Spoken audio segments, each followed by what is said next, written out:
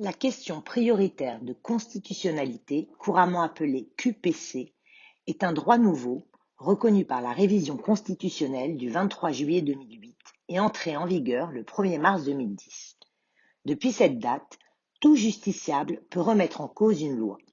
Le droit à l'assistance d'un avocat en garde à vue, la protection des libertés publiques pendant l'état d'urgence font partie des avancées majeures qu'elle a permises.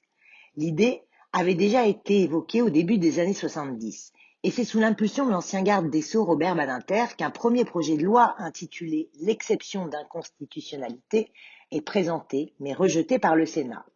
Malgré cet échec, il y a toujours eu ensuite une volonté d'élargir le recours au Conseil constitutionnel.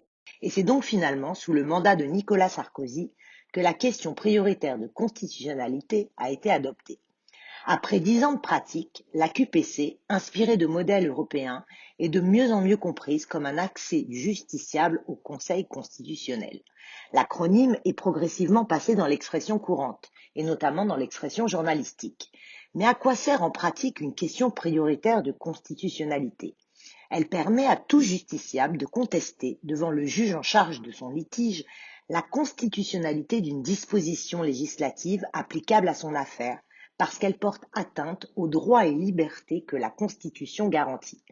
Avec cette réforme, la saisine du Conseil constitutionnel n'est plus réservée aux seules autorités politiques, comme le président de la République, le Premier ministre ou les députés ou sénateurs.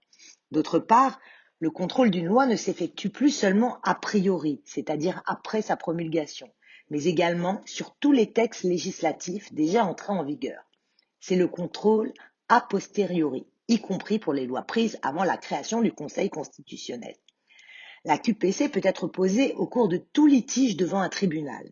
La juridiction, saisie de la demande, procède alors sans délai à un premier examen. Et si elle déclare cette demande recevable, elle la transmet au Conseil d'État ou à la Cour de cassation, lesquels ont 3 mois pour décider s'il y a lieu de saisir ou non le Conseil constitutionnel.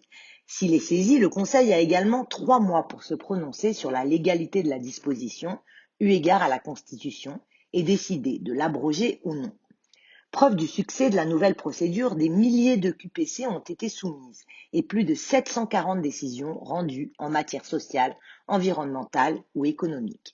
Mais malgré son succès, la question prioritaire de constitutionnalité s'est vue reprocher d'être utilisée comme moyen dilatoire dans certaines procédures.